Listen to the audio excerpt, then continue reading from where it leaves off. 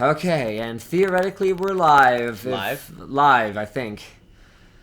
Not alive, just live. I'm definitely not alive it's right now. CES, Not even man. close. It is CES. Brendan, don't leave yet, because someone needs to check and see if the Twitch stream is actually working. Or we just talk to ourselves right now, like we have been doing all day. Yeah, no, I talked to. I had a meeting with Kingston.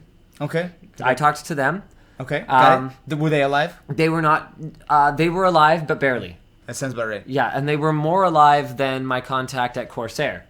Got it. Who was definitely not alive? Who made it through a presentation only to basically I had a meeting with Kingston. Yeah. So, Okay. Okay. I talked to them. It does actually look like we are indeed live, so people are saying it works, which is sort of amazing, and there you go. So here we go, guys. It's Wan Show time. I've got a special guest, Austin, here, and we're going to be talking pretty much CES stuff. Yeah. Luke is... Oh.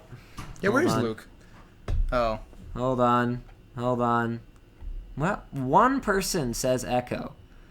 So, oh, you know what? You know what? I had the Twitch stream playing for got it. for like a second. I think that was it. So, yeah. So Luke isn't here because he has to get up at 5 in the morning tomorrow.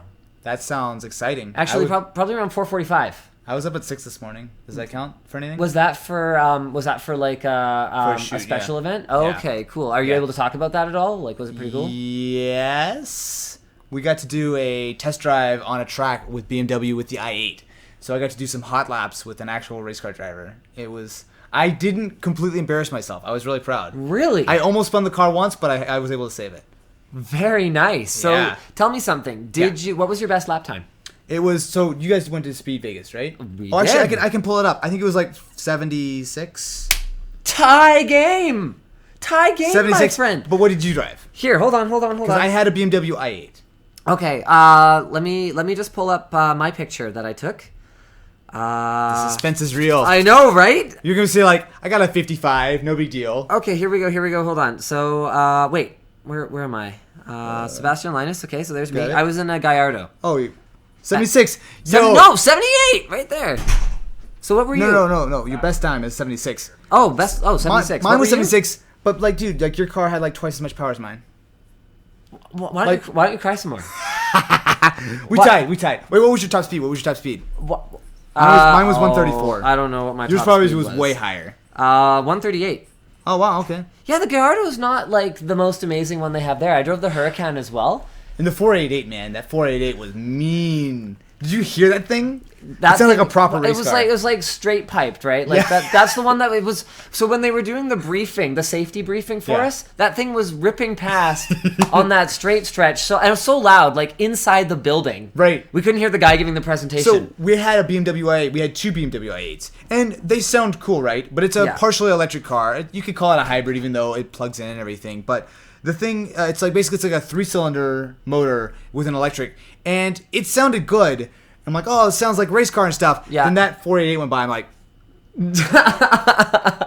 it's like no. did you guys do a video with with Corsair? No. So the Corsair event was bizarre. I can't talk about anything that happened at it. Got it.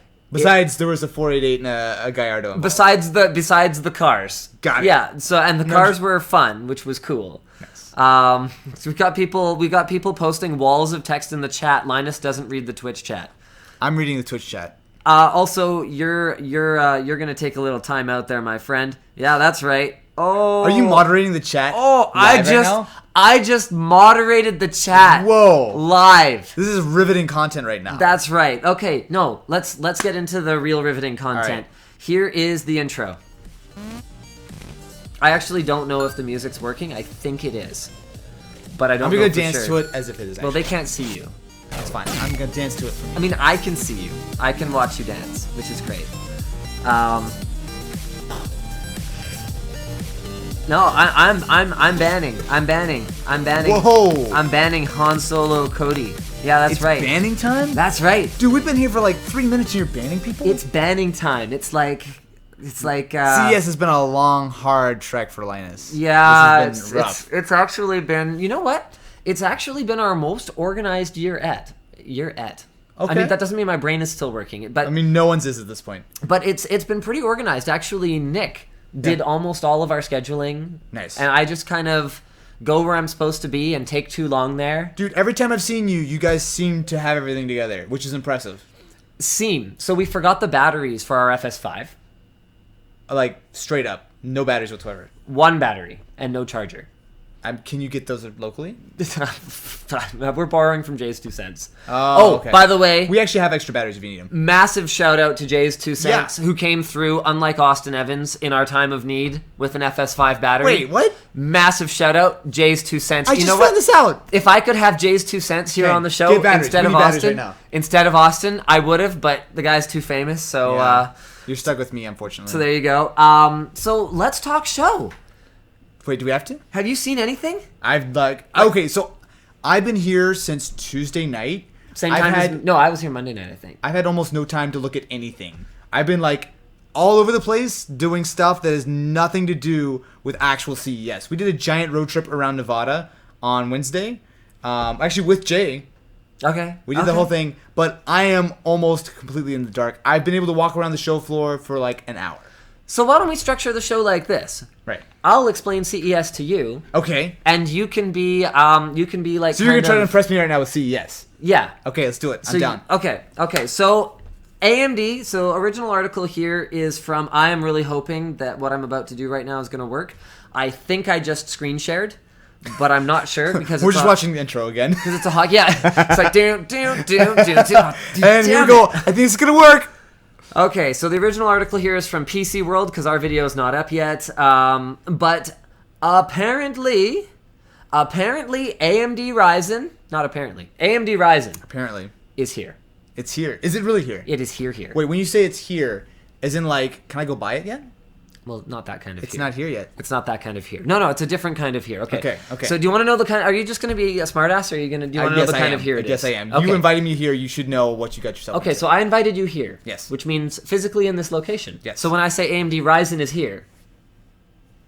All right. Continue. Okay, that's QED right there. I got you. So basically, they had the same demos that they did from their live stream, right? Where they had the Ryzen processor and the $1,000 6900K from Intel, and they had them playing a game, like playing a playback of a game. So it's running in the actual game engine, but no one has to sit there and actually play it. So they're playing back the game and they're streaming to Twitch on both of them at the same time. So there's like, you basically can tune into the Intel stream, or was it like a split screen deal? Completely separate. One tower, playback and stream. Okay, so the idea is that not only can you game, but you can also stream. So it's kind of putting extra load on the processor and showing you that this can actually stream. So not only that, but what they're saying is that I think they call it Infinity Fabric or something. The way that the 8 cores communicate with each other makes their CPU able to multitask in that way better than Intel. Interesting. And so the practical demo that they're doing here is noticeably better. Okay. There's less delay on the Ryzen stream. Right. And there's less blocking and artifacting. Wait, so what do you mean by there's less delay? Because doesn't Twitch kind of introduce a delay built in? Theoretically, yes. I didn't think that delay had anything to do with processing. So I'm not going to, until I've set up my own test setup, where I take like my gigabit pipe and I set it up at home. Or not, I don't have a gigabyte pipe at home, but I'm just going to have a moment of sadness here. Okay, so continue. so I set it up in the studio, and I see it for myself. Right. That one of the streams is more or less delayed than the other. But what was noticeable was the image quality. For some reason, the AMD stream didn't have as much blocking. Now, with that said, what I don't know... So I did open up all the boxes. Okay. I opened up the machines. It was legit, at least hardware-wise. Yes. Okay. The hardware was legit, but I don't know if there could have been any variability in the internet Did you see, like, bitrate or anything like that? Like, what their back-end settings were? No. So I need to validate it for myself. Right. But it's an interesting demo. Yeah. And the obvious question is, well, why not just use NVENC? Like, why not use your video card to encode? And the answer to that is CPU encoding looks better, which is true. So if you have a processor that can game and CPU encode at the same time, then sure, great. Okay. So then they had another demo. They're running Battlefield 1, 4K, right, with GTX Titan XP, which is like... Okay, that sounds about right. I mean, given that NVIDIA didn't give the cards to them, I guess AMD actually ran out there and spent, like, over a G twice. I mean, I feel like AMD might end up buying a couple NVIDIA cards and vice versa from time to time. It might happen. From time to time, maybe. they might make it into the labs. It's but they had Ryzen and a 6900K playing Battlefield 1. And I'll say this: the frame rates looked a little slower on Ryzen. Was there an FPS counter, or was it just like okay? Yeah, FPS counter. They had it in the corner, so it was free to touch. Right. You could navigate the tank exactly in the same spot, and you could kind of move it around and see how the dips went. You could fire the gun, see how it dips. Yeah. And Ryzen mostly held its own. Okay. It was like 96 to 97% of the way there, and that's close. They don't have their dynamic clock boosting on yet. Oh, right, because wasn't the first demo they were showing something like it was clocked at 3 gigahertz, whatever, compared to Broadwell? Right. So now they've got it clocked at 3.4. Okay, and that's all 8 cores. And that's all 8 cores. But the rumor is that it's going to boost maybe another 300 megahertz higher than that. Okay. So that's interesting. This is interesting. So do we have an idea of what price is going to be on this thing? No. Okay, so this could be really impressive or just kind of whatever. So there's a couple different ways that AMD can attack this. Yeah. They can either go the route that we've seen, because, okay, how many years has it been since we've had a graphics card that has come in and been 60% as fast as the flagship, or then okay, let's say it's 90% as fast as the next one from the other team. Right. And it comes in at 70% of the price. Right. It doesn't happen. Doesn't happen anymore. Yeah. I mean, 480 was pretty good, but then NVIDIA countered with the 3 gig 1060, and it all kind of, the stack made sense again. Your laptop just turned off. Almost immediately. I thought the whole stream just crashed. Sorry, my no, bad. Go ahead. All good. Jeez, man. That screen just went black a little too fast. Yeah. Sorry, yeah. I totally got you, right? So they're pretty much going to price this whatever they want to. And if they think they can come close to Intel performance, they might as well come close to Intel price. But if they do that, what do all the AMD fans who have been waiting all this time for AMD to come up with something competitive, what do they have to show for their patience?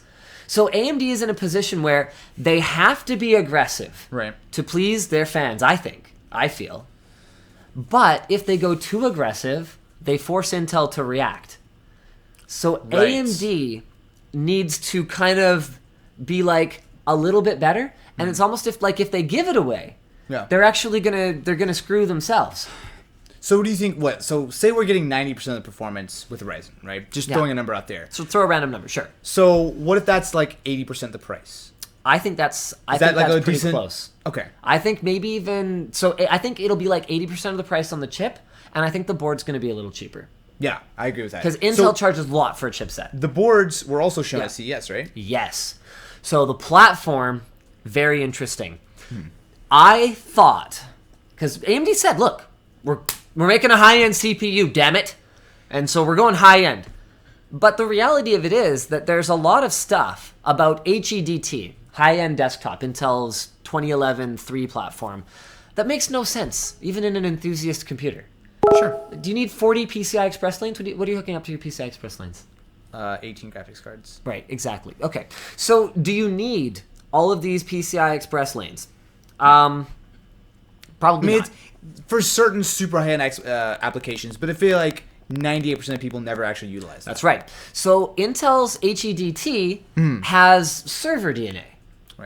Right. And exactly. That's where it actually makes sense. That's where that stuff makes sense. Yeah. So, but then Intel's desktop platform with its 16 plus 4 PCI Express lanes, as soon as you put a graphics in there, it's all you got left is kind of 4 lanes for your. Now we've got NVMe storage. Yeah, exactly. We've got SATA drives. We've got maybe you want to throw in a couple more PCIe cards. Motherboards are starting to ship with 10 gigabit networking on them. Right. That uses a significant amount of bandwidth. Right. So I feel like Intel's consumer is almost too consumer. Sure. No, I can totally agree with that. Yeah. So AMD went right in the middle. Okay. 24 PCIe lanes off the CPU. All so right. that's 16 dedicated for graphics. Yeah. Another 4 dedicated for NVMe storage. Okay. And another 4 to the chipset to handle your LAN, USB 3.1 Gen 2. So when you say dedicated, it's not specifically dedicated, right? I believe it is. Is it really? Because Intel is set up somewhat similarly. That's what DMI 3.0 is. It's basically PCIe that goes from the CPU to the chipset that acts as a communications hub. So AMD has gone and positioned Ryzen and their 370X, I think, is the highest end chipset, kind of like dead center. Okay. So like, that makes sense. I feel like, first of all, they've got 8 cores. And it seems like these 8 cores are going to be a pretty decent step up over what we've had in the past. From AMD, that's for sure. Yeah, so it's like, it makes sense that with more cores, there's a little bit more room kind of in the middle for them to kind of aim for the other features like PCIe. That's right. So I'm done with that. I think it makes sense. Yeah. And they're giving us a lot. There are 5 different chipsets, which I thought was a little over the top. Really? Yeah. So there's a super low power one designed for very small form factor stuff. Okay. There's 2 that would be considered high end and enthusiast level that will enable overclocking. Ah, okay. So they're going a similar, and then there's 2 more, like a mainstream and a business one or something like that. Sure. I forget exactly what they all are, but they're going a similar route to Intel on the whole, pick your page and pick your decoder ring and you get unlock the overclocking, except that every Ryzen CPU is unlocked. So you don't have to pick a special CPU. Okay. You just have to buy a special board. Okay, I'm done with that. Why not, right? I agree with that move. Yeah, absolutely. Because the reality of it is even on the Intel side, if you're going to overclock, you should be buying a decent board anyway. Of course, absolutely, yeah. And any decent board is going to have a Z-series chipset, or X, as it were, anyway. Yeah. So don't lock down the CPU. You buy whatever CPU you want, and then you buy a decent board, which presumably will have a top-tier chipset, and you overclock it. Yeah, absolutely. So so far, it looks like the approach is pretty consumer-friendly. Yeah. I mean, I'm not one to have a ton of faith in any corporation. And I know a corporation is still made up of people. But I'm not one to have much faith in a corporation, so I'm saying an entity with a board of directors. Because boards of directors are not, and shareholders, those are not the real people that you interact with. Right. Or that I interact with. Those are the people who need to make sure that their next bonus is even bigger than the last one. That's right. These are money people. These are not human interaction with customers and with influencers and with resellers, people. So I have very little faith generally in a corporation to act in a consumer-friendly manner. Absolutely. Once they have a product that they can sell for $722, I expect them to charge $724 with a $2 mail-in rebate. Okay? That's my expectation. Sign me up for that. Yeah. So it is refreshing for me to see that this thing is competitive. Yes. And that they're not necessarily going to grab the opportunity. With that said, we know nothing about pricing. Right. Do we have a rough release date at all? I think a rough release date is sometime in Q1. Oh, okay. So we're pretty close. Well, they had not only 2 demo systems. Okay. So they had a lineup of 15 systems from Origin PC and this weird Chinese computer brand I'd never heard of. It had this crazy case. They had a bunch of partner systems. Right. They had Ryzen running in the VEGA demo. Okay. There was a VEGA demo. Ooh. It is my belief at this time that I am the only one who has actually touched VEGA. You actually touched it here at the show. Not only did you drop it. No. Well, you know what? I did. Whoa! What? I did drop this. I did drop the chip. You actually did? There's a dead chip. I did drop the chip. Was it dead before or after you dropped it? Before. It wasn't even attached to a GPU. Okay. Okay. So I was playing with the chip. I was holding it. I was looking at it. And it fell out of my hands. No one was looking. Sure, I picked it up. Sure, of course. Yeah, naturally. Camera wasn't rolling, so it wasn't. I wasn't staging it to be funny. It was just. I was like, oh shoot, I dropped it. Crap. I've never done that before ever. But no, real VEGA. So our video is coming on that probably tomorrow. Okay, so what's the lowdown there? I feel like we're going hard on AMD right now, but other than that, is there anything else? Every time we talk about any AMD news, our viewers are just like, woo! I mean, it gives us a reason to be excited. It is actually an exciting time. I feel like the last couple years have been rough. Haven't they? It's been rough. It's about time for some good news, for some positivity. Right? 2017. Have you played around with Kaby Lake? No. 7700K? Not even a little bit. Okay, don't bother. Okay, cool. Okay. Thanks. I will not do that. Now we're on the same page. Perfect. Don't bother. Don't. Ryzen. Save your time. Unless, do you want to watch 4K Netflix You know what? on your computer? No, I don't. Okay. No. Then Never have I ever. Dude, I don't watch Netflix on my computer at all. I'm Really? like, I like watch Netflix either on a tablet or just on my TV. Okay. Yeah, I buy that. The built-in TV apps generally They're not bad. They get a lot of attention. And Mike, the TV I use actually has 4K and HDR as well. So it's like it's all built in. Like I usually don't like to use like the built-in TV apps, but like it's all right there. Like same thing. We've been watching like Grand Tour through Amazon, 4K HDR, touch nothing. It's beautiful yes, show. yes, yeah. Yours is the Samsung one that you did the sponsored gaming setup thing for, yes, right? That's the same one that I got for World's Most Comfortable, is it? I believe so. I think so. Yeah. Okay. Yeah, it's a nice TV. It's a good TV. Now, of course, this year, the TV game is changing. Is it really? Is it actually changing? Just wait. Okay? Okay. I'll give you this. Samsung is redefining the television category. Redefining. Tell me more. With QDOT. Wait, QLED. Sorry, QLED? QLED. There's actually some dot in here, too. I screwed up and I called it QDOT because it's quantum dot. Quantum dot. Wait, but wasn't quantum dot already a thing? Yes. But now they're calling it QLED. QLED. So I think the QLED is thing? I think the intent is to make it sound like and look like OLED. Oh, yes. Sure. Now, well, speaking of OLED, just jumping in, did you see the Sony OLED? No. Sony now has 3 TVs. I don't know, there's a specific brand name for them, but Sony now has 3 OLED TVs. And if you like find a picture of them, it's cool because it's essentially, it almost looks like an easel sort of thing where like it sits down, it's like kind of tilted back. So from the front, you just see it's super thin bezel and there's like nothing below it. So what they're doing is they're doing some interesting stuff with the actual speakers where it's actually resonating through the glass. I've heard of stuff like that before. Yeah. And it's got a sub in the back. Yeah, you can see right there. Here, I'm going to try and screen share with them. Hopefully. Oh, I pressed a bad button. No, I think we're good. Are we still alive? Yeah, we're live. We are live. So this is from TheVerge.com. Yeah, so you can see there's basically like almost no bezel, right? So, and there's no bezel on the bottom. And you can look at it from the side. So basically, I don't know if you see any like rear pictures, but it's sort of like got like a tilt in the back where there's a sub. But the idea is that not only is it thin, but there's some kind of speaker setup that's like actually uses the glass. There you go. But it uses the glass to actually resonate. So I haven't actually heard it. They have the demos up, but obviously it's the show floor. But the Sony rep was talking about how it's sort of an interesting experience to have the sound come not from like the bottom of the TV, but actually from or the like screen around itself. the TV. Yeah, exactly. From the screen. Just jumping in, but the game is definitely kind of heating up there. So I feel like Samsung absolutely has to be feeling the pressure. So I did go to LG today. Yeah. And I saw the wallpaper TV. I haven't seen that yet. Okay. Okay, so all you need to know it's amazing, it mounts with magnets. It mounts to the wall with magnets.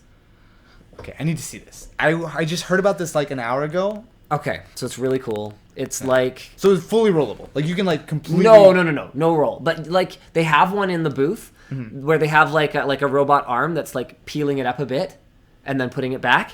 Okay. So you can see how thin it is and you can see how it's just like sticking. Right. It's crazy thin. And what LG's doing is... do you know how I have my home computer set up with Corning optical Thunderbolt right. cables? You have it all in the closet. Going in the closet. Okay. So... so your Samsung TV, you know how it has the One Connect? Yeah, absolutely. Yeah. So it has a single connector, assuming you don't need to plug in hardline networking. Right? You don't use networking? Yeah. No. Wi-Fi is for chumps, yo. I mean, I have an on-hub router like 6 inches away from my TV, which has one Ethernet out. I have a switch in the back of the TV, but it's fine. Okay, I'm good. I'm fine. So anyway, the One Connect is a single cable that goes to the TV, and then the cord's not very long. I think it's only about 4 feet. Sure, yeah. Something like that, yeah. So the idea, though, is that's where all your HDMI inputs go, and then the One USB on Connect there, I think. So it's like clean wiring, right? Yeah. Anyway, LG is taking it one step further. So they've got a short cable that runs to like a speaker bar that sits under it. Right. That also acts as all the inputs and everything, kind of like on their signature last year, where it had like that speaker bar base. Oh, yeah. With all the inputs. Okay, so this year they're using an optical cable that is pretty short to start, but comes with a 6-foot extension. Okay. So you can actually get like the input nonsense kind of like away from it if you're using your own home theater speaker setup, and you would basically just have this wallpaper TV. How did the actual TV look? Really good. Okay. So it's like, even being as thin as it is, like there was no like, was it 1080, 4K? Oh, it's 4K. 4K, and what size was it? It was, so they're doing 65 and 77. All right. Yeah, so about the right size. Yeah. You get any bigger than that, and it's like the thing's not transportable. Sure. Right? Like how are you going to get it home? Yeah. This sounds cool. Okay, interesting. So is this still in the concept stage, I'm guessing? No, this is going to be a real product like Q1. Oh, yeah, it's like Q1. Oh yeah, it's coming. Yeah. Yo, this is like, okay, there's like lots of them here. So there's a bit of a caveat though. It's OLED. It still doesn't achieve the 1000 nit peak brightness that is considered acceptable for mastering HDR content in the first place. So even though LG is supporting all four, I didn't even realize there were four. All four flavors of HDR. So there's HDR10. Right. There's Dolby. There's Technicolor. Okay. And then there's see, I actually might still have my notes open from the LG booth today. Yeah. Yeah, because I know that there's Main 10, which I feel like is probably becoming the most popular right now. But I think most, like the Xbox One, actually the Xbox One is Main 10, I think. Yeah, Main 10. I think that's the last one. Yeah. So it supports all four. Although one thing I do have, so it doesn't achieve that peak brightness that people are looking for. Okay. And then they also have a quantum dot competitor, and it took me. It was so funny. So I'm like, what is this? The guy's like nano dot, and I'm like, so what is it? He's like, it's nanoparticles that are made to optimally filter and enhance red and green. And I'm like, okay, or red and blue, whatever it is. Sure. I think it's red and green. Anyway, whatever. So Colors. I'm like, okay, so it's quantum dot. Right. And he's like, no, they're 1 nanometer instead of like 2 to 12 nanometers of our competitors. It's like putting the filter closer to your eyes. And I'm like, okay, so like how's it go in there? And he's like, it's on a film. And I'm like, okay, so it's quantum dot.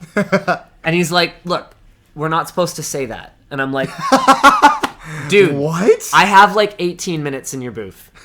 Is it quantum dot? And he's like, yeah, it's quantum dot. But it's like really good quantum dot. I'm like, okay, like that's fine. I respect that. There's nothing wrong with that. But don't confuse me intentionally. Just tell me what it is, because it's my job to DBSify this stuff. Right. Don't BS me. Go put that on your flyer at Future Shop or Best Buy. Oh, Future Shop doesn't exist anymore. Whatever. I'm Canadian. Circuit City, yo. Yeah, the source.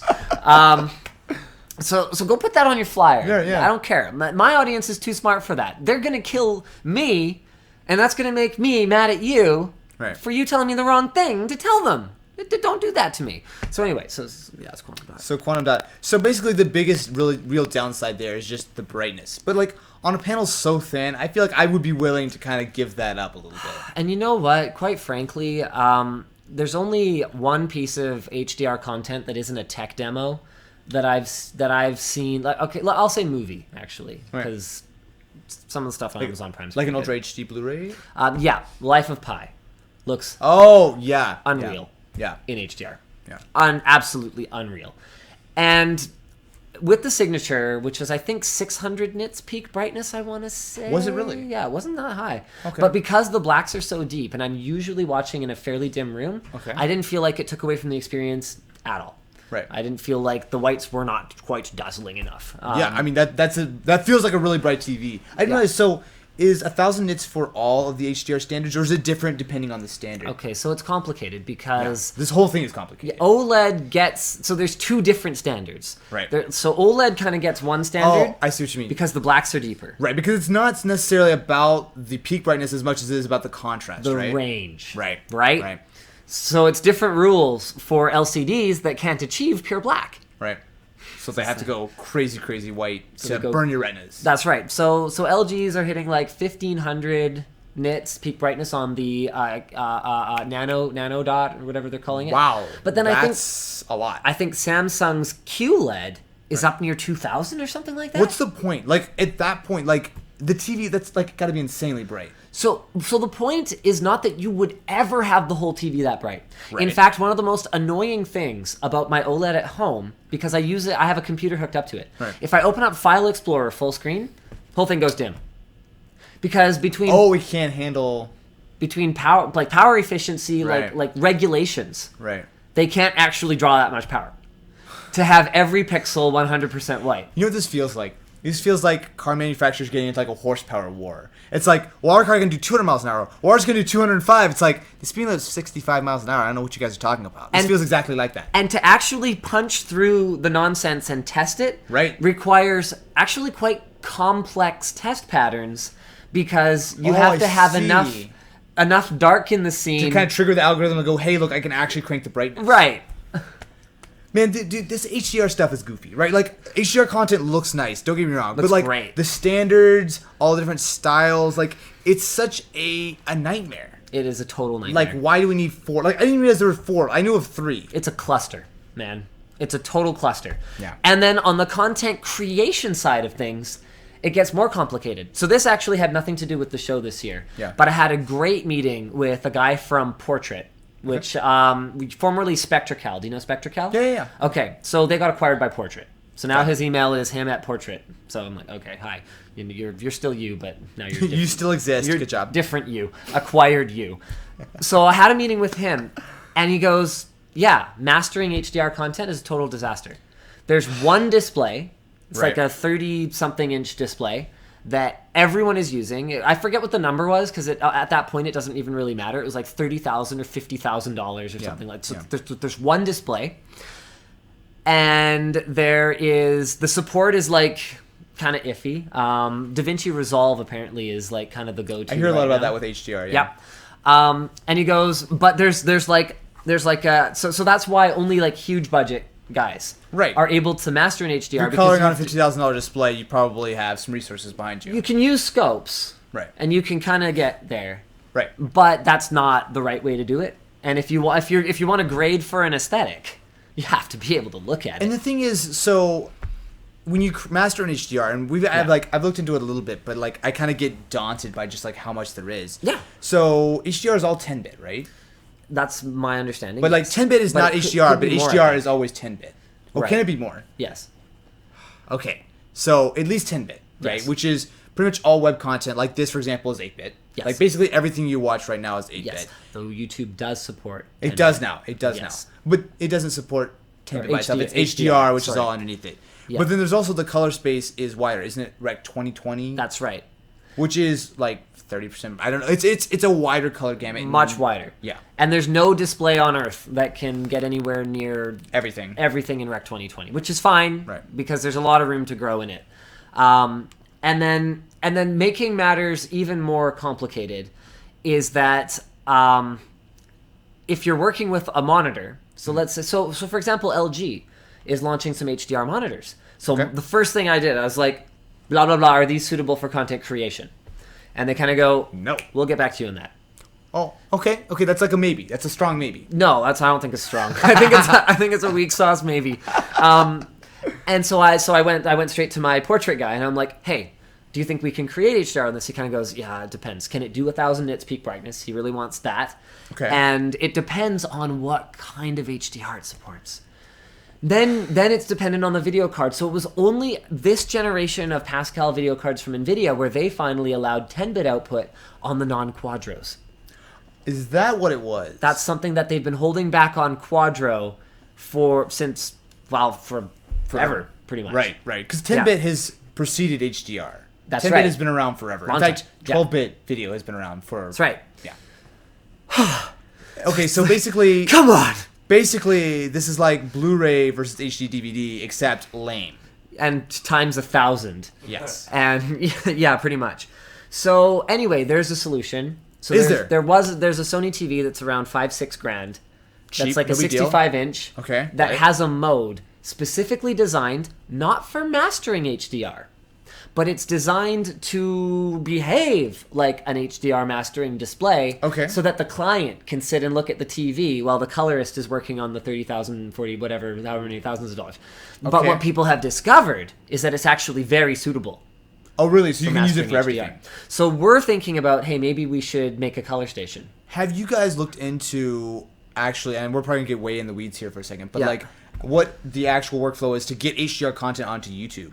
Is it just a simple... Okay. I haven't. Because I think you export in Premiere. Right. Then you plunk it into DaVinci Resolve. Oh, this is sounding... Hold on. Okay. And then it adds a bunch of metadata. Right.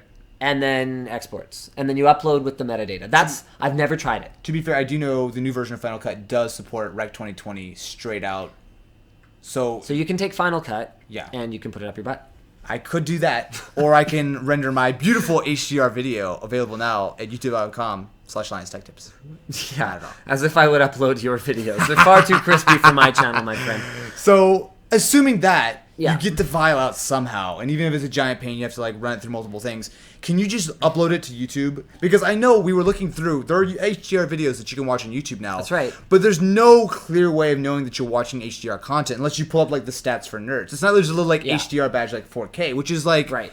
Is this even working? Yeah. And not only that, to make things even more complicated, say I get an HDR video to YouTube, YouTube compresses it and all that kind of stuff, it sends it out. How do you watch HDR YouTube unless you have maybe like a Chromecast Ultra? That's the only device I know that does HDR right now.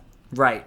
Because like there are no computer monitors that you could watch it on. Not yet, but soon. There are no phones that are HDR compatible. Maybe. Oh, I thought isn't the iPhone 7? It's wide gamut. It's wide gamut. Wide I don't gamut, think it's HDR. but not HDR. Because I know that the iPhone and the iMac they both have the same. It's not. It has a specific color space. Yeah. It's not the same, but it's wider. I don't know if it's HDR though. So it gets even more complicated there because I talked to Dell and they were saying that one of the issues in the industry is that there's lots of monitors out there that are going to do better than SDR, but are not up to the cinema industry HDR spec. And I think the industry has basically decided to just call them HDR, with like HDR certified or some other moniker to come after that. Man, come on. Okay. This is actually gross. Let's give up on HDR. Have you seen the 8K display? No, I have not seen it, but it sounds crispy, as they might say. Oh, kill me. Okay, so did you actually see it yet? I touched it today. You touched it, okay. I touched it. Was it actually crispy? I touched it with my eyeball. Because that is how close I had to get to see a pixel. There's no way you can see pixels. There's no way. On 8K, how big is the display? Okay, it's 32 inches, I believe, from Dell. Okay, Goofy. It's unreal. So the thing had about 1,500 clock faces on a 32-inch display. Okay. So it's like insane. 60 by like 40 or something. Right. I forget what it was, but I like did math in my head and it was probably wrong. So you've got like well over 1,000 clock faces. Right. I could get right in on them. Okay, and there's like spacing around the clock faces. Like there's like a square, and then there's like a circle inside, and then there's like lines, and then I could see the minute lines on the clock faces. Okay. Okay. Okay. Can you just calm down for a second, because I don't think I can handle the stress right now. Okay, so I'll just calm down. 8K monitor. So let's come down to earth for a second. Yeah. Can I actually? No. Okay, got it. Thanks. Go ahead, but whatever you're gonna say, no. To connect it to anything, you need dual display port. No, worse than that. Is it really? Okay. Here we go. So step number one. Step number one. It is 10-bit, which is cool. Great. It has great viewing angles, which is cool. I would expect for like $1 million monitor. It has a programmable LUT, which on basically means that you can calibrate the monitor directly. Okay. And then plug it into anything, and it will retain the color properties of the printer that you want it to look like, right? Okay, got it. Programmable LUT, like if you plug in through the hub. Right. The USB hub on the monitor. Right. And there's a supported it's the i1 Display Pro. It's like the standard one that everybody uses. Mm-hmm.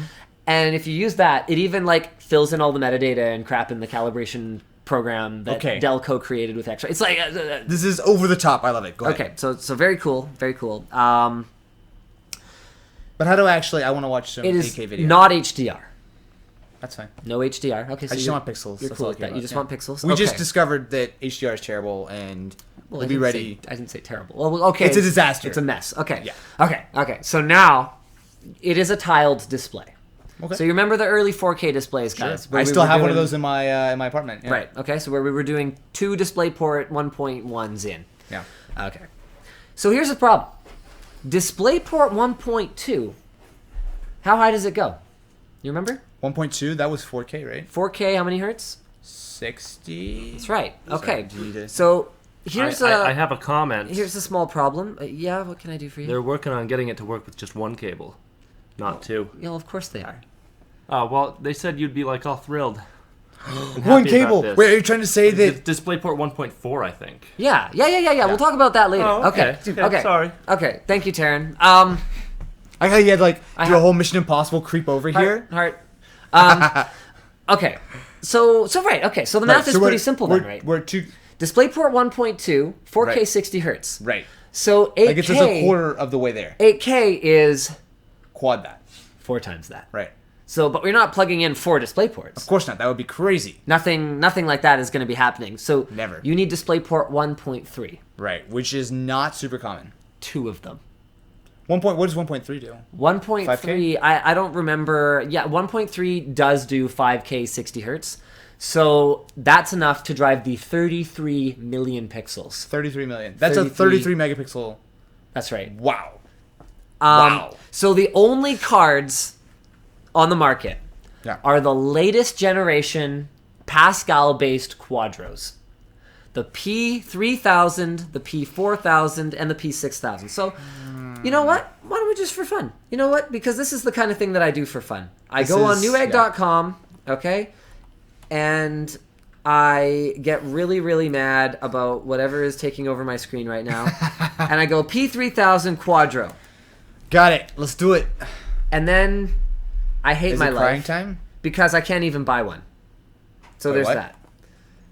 Wait, are they're on sale though, right? I thought so. I mean, they had a demo unit that. Okay. No, I mean, I'm pretty clearly sure. the computer that they had in the booth was running off of some. Yeah, it was running off a Quadro. Right. Okay, so hold on. Why is my computer being a butthead? Now's not the time, butthead. Okay, Quadro P6000. Can I buy one The of those? Quadro stuff, like I'm.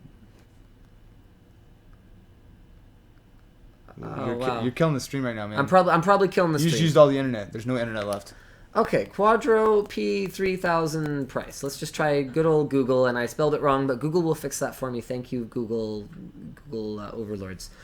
So okay, no one's even talking about it. Where do I get one? Okay. Wait, are they on sale yet though? I don't even see anything. No. Wait, go up, go. Yeah, I got nothing. Quietly July? announces. Yeah, announces in July, but like I don't see them. I mean, I'm guessing these things are not flying off the shelves right now, but Yeah. So okay, so there you go. 2 DisplayPort 1.3. So give up and go home. Oh, and did I mention that the monitor costs $5,000? Which actually that's actually not crazy. That unreasonable. Yeah, that's not totally insane. That's not that far out there compared to Yeah. like I don't know if you guys remember like the old Apple 30-inch. Oh man, dude, that was like that was like 12 years ago, 13 years Yeah. ago. Yeah, back when the 30-inch monitors first it was hit the scene. 1440p, right? No, that was that was the predecessor to 1440p, 2560 by 1600. Back when we had 16 by 10 aspect ratio. Fine. I loved 16 by 10 aspect ratio. Now why are you all about making me sad on the show today?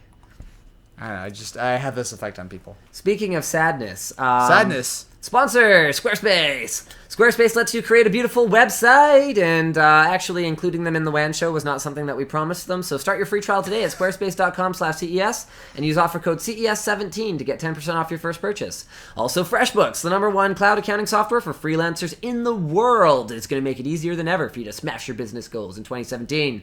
FreshBooks.com/tech-tips. And don't forget to enter Linus Tech Tips and How Did You Hear About Us? D-Brand, they make great skins. Your source for awesome vinyl skins. They're doing $1 shipping worldwide. dbrand.com/LinusCES. And AMD. Check out VEGA to learn more about URL. Radeon Vega and learn more about Ryzen at just Google AMD New Horizon. They have a URL, but it's really long and dumb. And also Synergy. Synergy is a sponsor for CS. That's awesome. Have you used Synergy before? I've not. Okay, the company is Seamless. And Synergy is an application that you can run on any platform, Windows, Mac, Linux.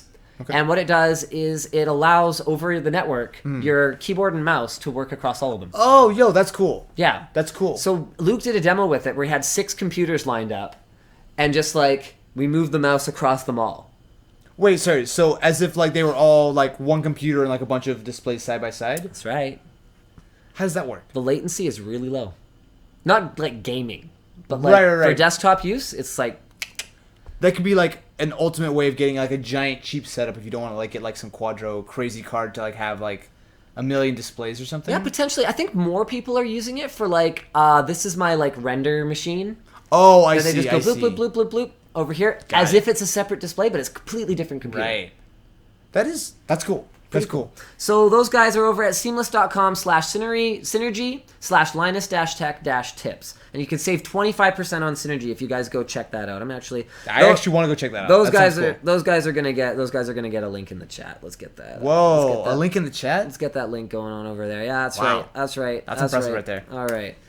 Let's go ahead go right there. Okay. So let's talk about do you want me to come up with a topic, cuz I got a pretty good one. I have absolutely no planning whatsoever. I just showed up. So, Which was nice of you. Okay. Have you seen Razer's concept triple display notebook? I saw everyone talking about it. I actually haven't seen it in person. I haven't seen anything cool at CES yet. Well, actually, I have, but I'll save that for later. Me? Is this hug time? We're doing on camera right now.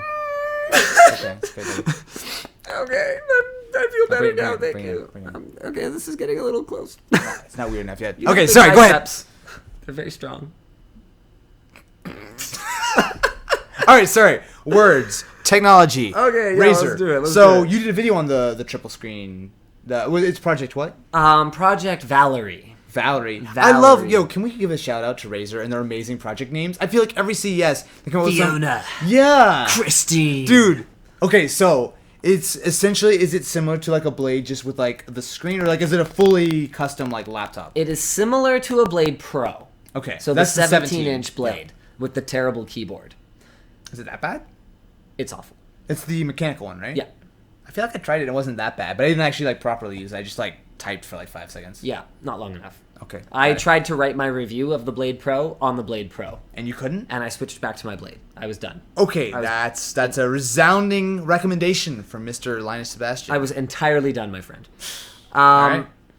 So basically, so instead Thanks. of, you know how any modern notebook these days has like a pretty thin screen, like display stack, Sure, yeah. right? They've got like a nice aluminum or like carbon fiber, some kind of cool material. They've got like a really thin thing, and then they've got like a really slick display stack. Right. I saw Dell's XPS 13 2-in-1. super thin. Beautiful, super Yeah. thin. So anyway, the Blade Pro, not a Blade Pro, because it's about the concept. It's not about the machine it's attached Right. to. That was just a convenient reason that they didn't have to create something custom to show their concept. Right. But instead of having a thin display, it had like a display like this. Like an old school laptop. Yeah, and then the laptop is like this thick. Okay. I mean, that's not it's- crazy. It's 17 inches, and it's like this thick. All right, but I mean, okay, for real though. Like, so is this your daily? Yeah, this is my daily. So it's a 14, right? Yeah. So if you're carrying around a 17-inch laptop, portability is probably not your biggest concern. Okay, that's fair. I mean, for So- me, like if I'm carrying around a laptop that's that big, being a little bit thicker is not gonna break it. Okay, let me hit you with this then. If portability is not your biggest concern, why don't you just carry around a monitor? I mean, I don't carry around a 17 or a monitor. But in theory, if I was a person who was interested in a 17-inch laptop, it's going to be big. So being a Okay. little bit bigger and having 2 extra monitors, that's kind of compelling. I don't Okay. know how useful Okay. that's going to be, but that's a cool idea. Because I feel like, wasn't there another some dual screen laptop that was like this a few years ago, where you would open it up and it wasn't 3 screens, but it was 2 screens that would like kind of like pop out? I don't remember the name of it, but do you know what I'm talking about? I don't remember that. I'm gonna Google like dual screen laptop or Sure, something. but I'm gonna make a separate argument anyway. Go for it. So my what I think is that you're better off creating an attachment that runs off like Thunderbolt 3, And you would like kind of like snap like on or a something? clip-on that folds up or something, Right. because that way I don't have to carry it all the time. Or Okay. by the time displays get thin enough for that notebook to make any sense, I think we're gonna have lighter, much higher resolution Oh, of course. HMDs. Absolutely. And I'm gonna sit and look at if I need a workspace this big, I'm gonna sit and look at it in my HMD. This is what I'm talking about right here. Oh, what is that? The This is 2 10-inch, yeah. Kojinisha DZ.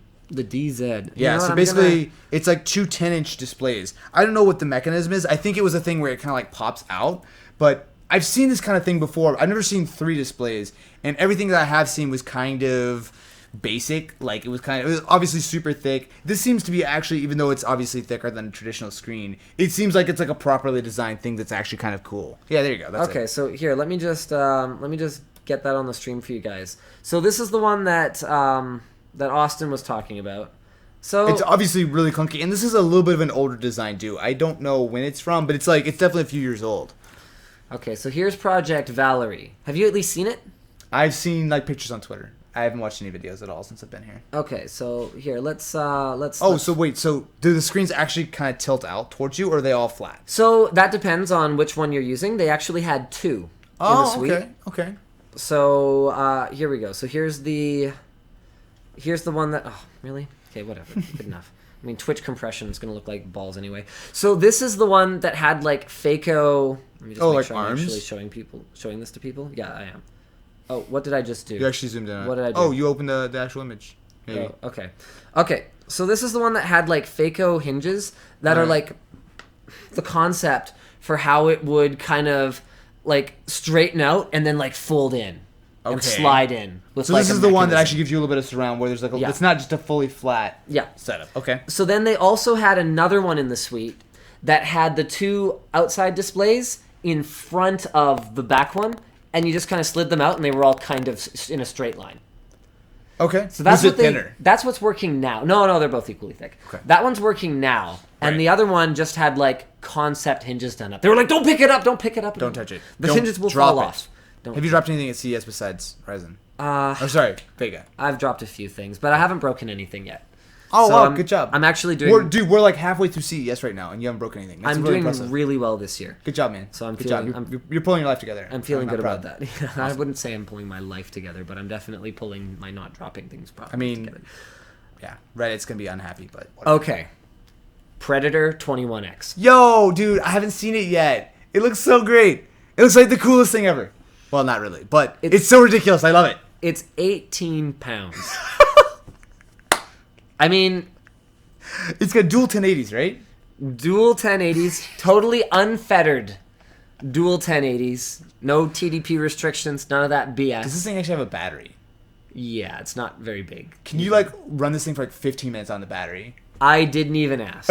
It's like asking about the fuel economy of a Lamborghini. Yeah, it's like, so this thing gets a good highway fuel mileage, it's like right? when I go on a road trip to Castlegar, British Columbia, how many times will I have to fill my tank with super premium? No.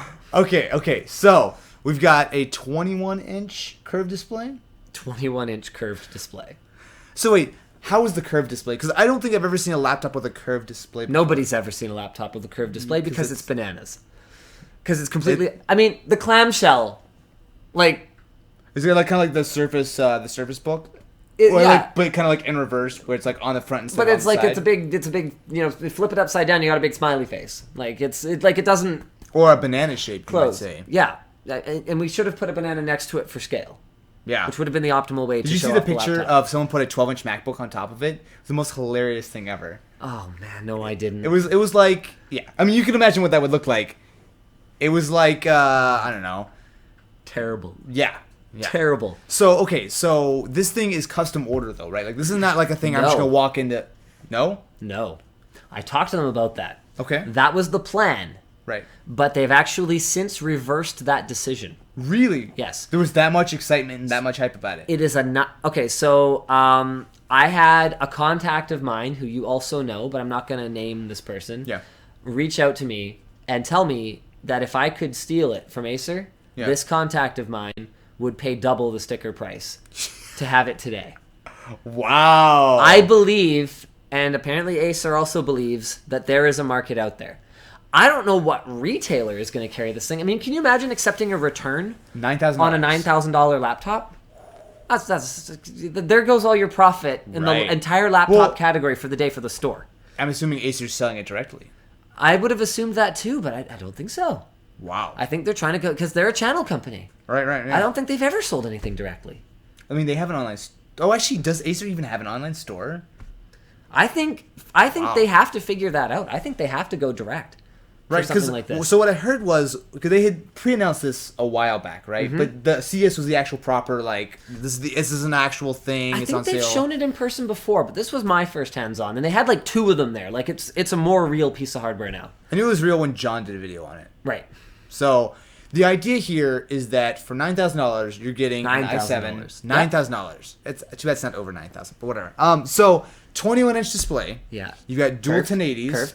Curved display. I mean, of course, naturally. Yeah. It's got a mechanical keyboard. Yeah. Is it not terrible or no? Yeah, it's fine. Okay, Yeah, it's fine. Cherry MX Pro. Actually, yeah, I was about to say you can fit like full-size keys. Yeah. It doesn't have like 3 or 4 drive. Like, isn't there like multiple PCI? Dual NVMe, and then I think it also Right. has a 2.5-inch, and then I'm not sure about anything else. Okay. Yeah. So this thing is ridiculous, and I love it because of that. Yeah.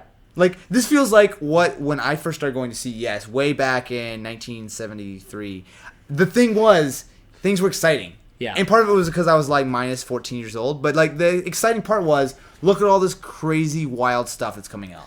And I feel like CES is so safe now. It's like, oh, look, this laptop is marginally thinner, or this phone is slightly faster. This is crazy. This is cool. I love that. Pushing the limits. Absolutely. And that's what tech should be about. That's what CES should be about. I absolutely love everything about this. It's This has goofy. been a great CES, actually. It's not bad, man. It's having not a lot bad. of fun. I mean, Yeah. my voice has been completely dead all day, but besides that, it's not bad. But no, this thing is awesome. I'm totally sad that I haven't seen it yet. Is it Acer? They're sweet. It's at they so I had never actually visited them at CES before. Yeah. They rent out like the entire floor of like I forget exactly where we were, but it's like It's like a proper space. huge. Okay. I might have to go try to swing by and see that tomorrow, because that sounds awesome. If you need a contact there, I will. I'll let you know after Sweet. the show. So can I chime in with something that I saw at CES? Yes. Have you checked out Faraday Future? No. Okay. Do you know anything about Faraday Future? No. Okay, so Hit me. basically, Faraday Future is a new company that is. It has a lot of former Tesla employees, and essentially what they are doing is they are building, I would say, a competitor to the Tesla Model X, right? Okay. So it's got some goofy names like FF91 or something. I probably butchered that, but basically what they're doing is they're launching. It's a luxury SUV, fully electric, right? Okay. So they're definitely taking notes out of Tesla's playbook. Right? Yeah. I mean, it's a fully electric vehicle. It's very expensive. It's got screens and stuff. But these guys have kind of taken it to the next level. So you've never seen this at all. No. Look up a picture of it, and I want your initial reaction. If you can, like, screen, because it's a polarizing design for sure. What they've done is... Okay, I'm screen sharing. Okay, all right, so... let's do it. Let's do it. Do it live. What am I looking for? Faraday Future. Faraday I believe it's the Future. FF90. Does anyone know Faraday Future? Was it FF91? No, FF91, yeah. Oh, wow, it's not even... I mean, they only announced it the other day. They actually had like a disastrous press launch where it was supposed to like park itself and it didn't. But It looks like a Batmobile. There you go. No, it doesn't. It looks like something out of Tron, maybe? It's Or something out of... I don't even know what it's... Yeah, it's super unique looking. Honestly, I will say this. I saw the pictures. I'm like, that is hilariously ugly. Saw in person, it's not that bad. I mean, it's still enormous. So it's super long, right? So they have models with like 2 and 3 rows of seats. But like if you get the 2 row, you're basically sitting in like a first class like airline seat. Like it is massive back there. So we got to check it out. Marquez and I had... Actually, Marquez did a full video if you guys want to go check that out. He went really in-depth on it and the whole thing. But essentially, there are a couple of the cars around. There's one actually at the show floor where you can take a look. And that's the one I think that you're looking at right there. Where it's like the full exterior. Yeah. Like, so this is all LED. Here, hold on. Let me go back to share with them again. Yeah. So basically, the whole grill right here is all LED. There's like a LiDAR that pops out of the hood. There are like lights below for like the inductive charging. On the side, there are LEDs. I believe they said that there are 13 different displays. Like on the doors, there are displays. When you sit in the car, each person has their own display in the door where they can change like the heated seats and stuff. This thing is wild. It's crazy. But the cool part is, so this is the one with the fully done interior and exterior. They said it's basically what the production car is going to look like. And this is going to be shipping. I believe you can actually purchase one already if you pre-order. I don't know what the actual price is going to be, but I know that you can drop $5,000 on a pre-order, which, of course, for a car. But what we actually got to do, what was cool, was we actually get to drive in it. So they had a couple of sort of beta models of the car. So the first one was the autonomous driving. I think it was the same one that they showed. So at their actual press conference, I didn't actually watch it, but what I heard is that they did it twice, and one of the times it failed. Yeah, But I heard that, yeah. we actually got to do it. It was a fairly simple demo, honestly. Yeah. It was not anything crazy. We basically got in the car, it drove around the parking lot, found a spot, pulled in. Okay, sure. Not crazy, cool. What was really cool is we actually got to drive in the performance test. So they had this giant, like, basically airline hangar looking thing, right? It wasn't an actual airline hangar, but a huge inside space. It was all kind of roped off. So the main test driver, who's like doing all like the shakedown, super passionate guy, right? And if you watch Marquez's video, you'll see he's the guy who's actually driving the car. So we did a little, kind of like driving around. Mind you, this is an enormous vehicle, right? It's hard to get an idea. Like, for scale, maybe like a Chevy Suburban. It's like something like that. Whoa. It's much bigger than a Model X. Now, I don't know the exact. Okay. It's huge. And you can kind of see in the pictures where it's very long and stretched, right? Sure, okay. Big vehicle. All-season tires. Like, this should not be a crazy performance vehicle. So we started doing like some skid pad stuff, some slalom stuff. Then we did a launch. This thing is unbelievably fast. Huh. So have you ever done like a launch like a Tesla? I have never been inside a Tesla. Never, really. You should do that. But, okay, so Teslas are fast. And one of the things that make electric cars really quick is that the fact that they get that instant torque, right? Yeah. You hit the motor, it's not like it's got to spin up and change gears. You get 100% of power immediately. Yeah. So this giant car, SUV, crossover, whatever you want to call it, will do 0 to 60 in 2.3 seconds. What? 2.3.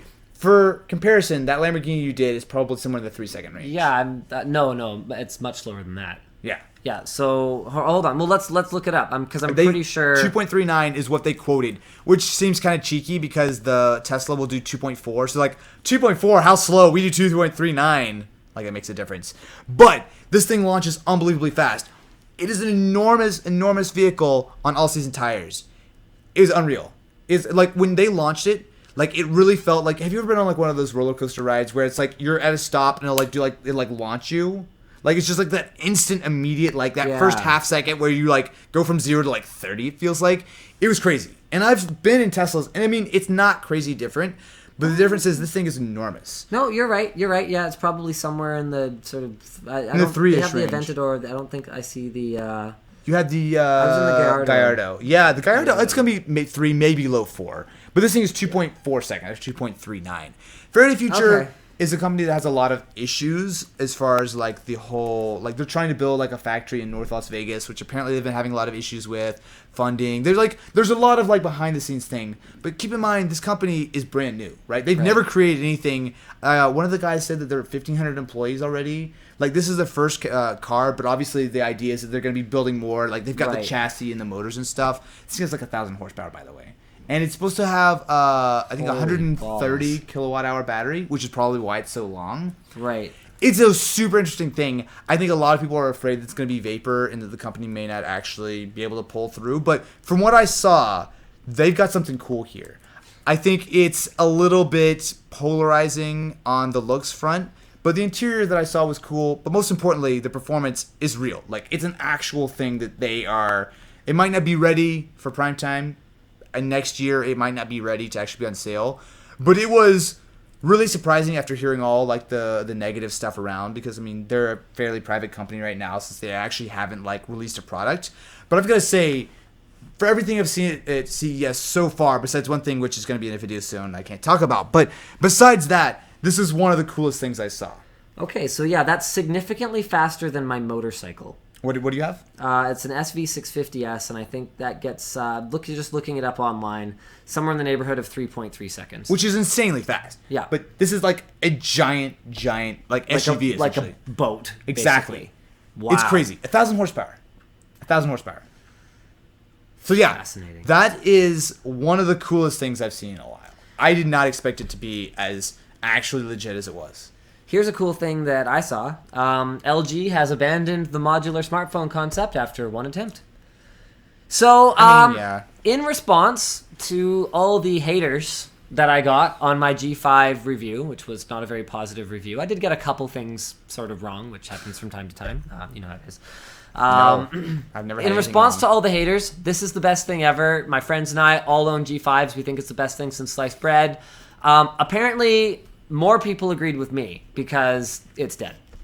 The thing was, they didn't really do it right. No. They immediately got upstaged by the Moto Z, which you just snap it on. Yeah. You've played with the Moto Z, right? I have. It's a much better way of doing it versus turning the phone off, taking it out, clipping on with the battery, which always felt to me like This is like not you're gonna last. break it. Yes. Yeah. And then you have to put it back in and reboot it. And then it was always like everything had to be on the bottom, right? Whereas Yeah. being able to snap stuff on the back, I think was a better solution. Very cool. And plus, not only that, but Project Ara died, a couple months ago, right? Yep. So the modular smartphone thing, I don't know. So they're trying to go modular smartphone, and at the same time, Apple's getting even tighter integrated, and now we're waterproof, and we're this, and we're that, and it's hard to compete with Look, I feel a like purpose-built device.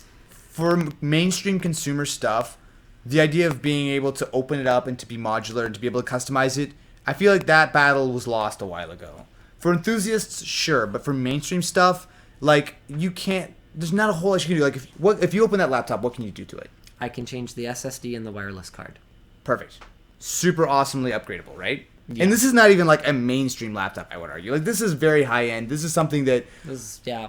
So I feel like with something like a smartphone, modularity is cool, but like something like Project R always kind of struck me as a thing where it's like, this is a cool idea in theory, And but good like, luck. who is exactly going to buy this phone? Yeah. So I don't know. The G5 was a cool phone. I didn't really dislike it that much. I just thought that it was a little goofy, and also didn't like the sort of plastic metal finish on it. Right. But Yep, I I'm not wasn't a huge surprised. fan. I'm not surprised. Okay, well, I think that's pretty much it for my topics. I mean, there's a couple other little things. There's a new HDMI spec, 2.1. 2.1. So- and that actually is 8K ready, right? Yes, it is. So- dynamic HDR, 8K resolution, and more. And more, my favorite part. Also, that shiny new wallpaper TV, blah, blah, blah. I've got to blah. go check that. Is that the LG booth? Yeah, dude. I've got to check that. Don't expect any updates, and it's out of date already, basically. HDMI 2.1, so there you go. I mean, it doesn't matter, because you don't need 8K support on a 4K TV. But, Is that not how that works? you know, More pixels are always honestly, better, right? I'm frustrated at the way that the TV makers treat TVs like a 1 year and done. Oh, dude, absolutely. So I asked LG, I was like, hey, so the Signature, is that getting support for those 2 additional HDR formats that the new TVs or the 2017 models are getting? Like, they're like, no. And I'm like, you know understand what? this is an $8,000 product, right? On some level. You know what surprises me? Same thing with cars, right? Yep. So you can buy a car, and it's like the next year there's like, oh, look, we're adding like Android Auto and CarPlay. Seems like it should be a software update. Like, oh no, you have to buy a new car. Yeah. It's like, are you kidding me? It's like I feel like the reason, aside from just being cheapskates, like not investing the R&D, I feel like the main reason is actually this incredibly myopic attempt to not cannibalize sales of the new product. Yeah. And what it demonstrates to me is a complete and utter lack of understanding of what the upgrade cycle for a major purchase, like Absolutely. a high-end TV or a car, would be. Right. That's not a yearly thing. No. Basically, all you've done, you haven't incentivized a 2016 customer to get your new OLED. You have given them a gigantic, like, 3-inch girth dildo up the butt It's pretty accurate. for buying from you. That's Pretty what you've accurate. done. Yeah, I agree. You screwed them. You bent them over and screwed them. And then what? You expect them to care that you added some stupid new feature that you're not giving to them because you're a jerk? And when it's actually time for them to replace that TV in 5 years, Right. you think they want to come to you? They don't really have a choice because nobody's doing this properly right now. Right. But 5 years from now? Frustrating. I don't know, man. I don't know. So that's my take on that. That's just a short rant. Yeah. So I think that's pretty much it. Thank you guys very much for watching the Wan Show. Huge shout out to Austin. You guys got to go check him out over at Austin, not Duncan 33303. You tell them where to find you. I don't know. Austin Evans on YouTube. That's right. That's all that really Hey matters. guys. Hey guys, this is Austin, and I have no voice. Hey guys, this is Austin, and I'm annoying. Yeah. Completely accurate That's on right. all fronts. So you guys go check him out. He's gonna have presumably at least one video from CES. He's been down here for like 4 days I've actually already already shot 3 videos, but they're all being spaced out. Yeah, I'm just spacing them out. The It's content like, calendar, the schedule, production, words. I got like a team. We gotta have like a meeting and. Well, to be fair, we are supposed to be editing a video right now, and people are texting me that the video's due, and I'm like here with you, so. So I'll let you go. All right. Thanks, guys, for tuning into the Wan Show, and we will see you again next week. week. Not at the same time, but definitely on the same channel. Probably with 100% more Luke, I hope. Yeah, I hope so. He's in pretty rough shape. Poor guy. He's got to get up so early tomorrow, man.